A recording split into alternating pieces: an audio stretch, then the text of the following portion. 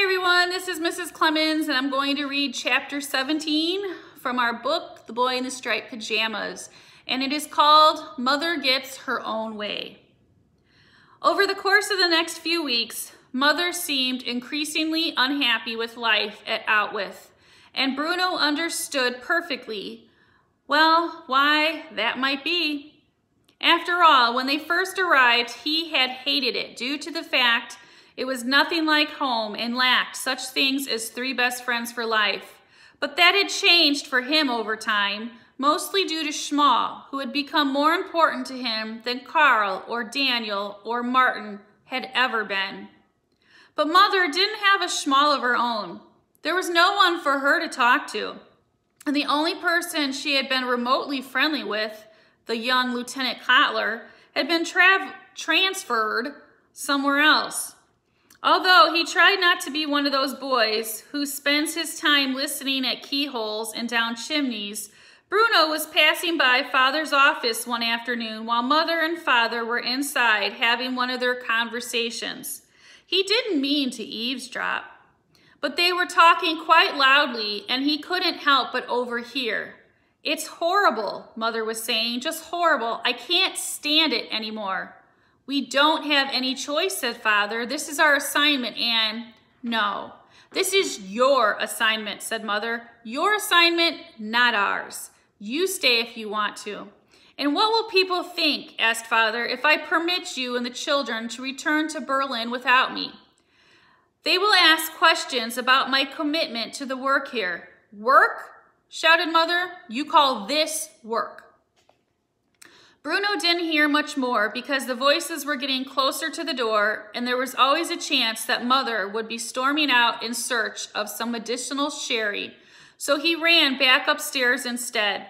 Still, he heard enough to know that there was a chance they might be returning to Berlin, and to his surprise, he didn't know how he felt about it.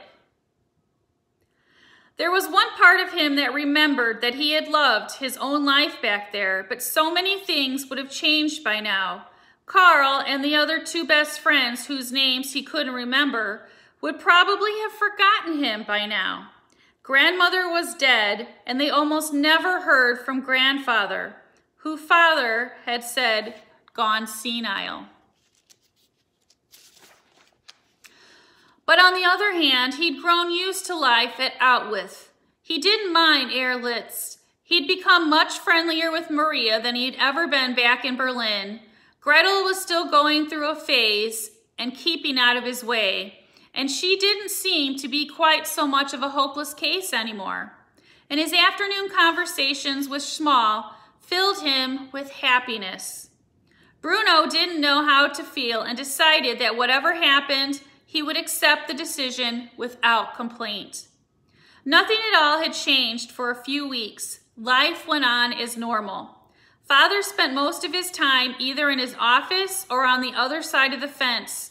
Mother kept very quiet during the day and was having an awful lot more of her afternoon naps, and some of them not even in the afternoon, but before lunch, and Bruno was worried for her health because he'd never known anyone to need quite so medicinal sherries. Gretel stayed in her room, concentrating on the various maps she had pasted on the walls and consulting the newspapers for hours at a time before moving the pins around a little. Erlitz was particularly pleased with her for doing this. And Bruno did exactly what was asked of him and caused no chaos at all, and enjoyed the fact that he had one secret friend whom no one knew about. Then one day, Father summoned Bruno and Gretel into his office and informed them of the changes that were to come. "Sit down, children," he said, indicating the two large leather armchairs that they were usually told not to sit in when they had occasion to visit Father's office because of their grubby mitts. Father sat down behind his desk. "We've decided to make a few changes," he continued, looking a little sad as he spoke. "Tell me this. Are you happy here?" "Yes, Father, of course," said Gretel. "Certainly, Father," said Bruno. "And you don't miss Berlin at all?" The children paused for a moment and glanced at each other, wondering which one of them was going to commit to an answer. "Well, I miss it terribly," said Gretel eventually. "I wouldn't mind having some friends again." Bruno smiled, thinking about his secret. "Friends," said Father, nodding his head. "Yes, I've often thought of that. It must have been lonely for you at times." "Very lonely," said Gretel in a determined voice. "And you, Bruno?" asked Father, looking at him now. "Do you miss your friends?" "Well, yes," he replied, considering his answer carefully. "But I think I'd miss people no matter where I went." That was an indirect reference to Schmal, but he didn't want to make it any more explicit than that. "But would you like to go back to Berlin?" asked Father, "if the chance was there?" "All of us?" asked Bruno. Father gave a deep sigh and shook his head. "Mother and Gretel and you. Back to our old house in Berlin. Would you like that?" Bruno thought about it. "Well, I wouldn't like it if you weren't there," he said, because that was the truth. "So you prefer to stay here with me?"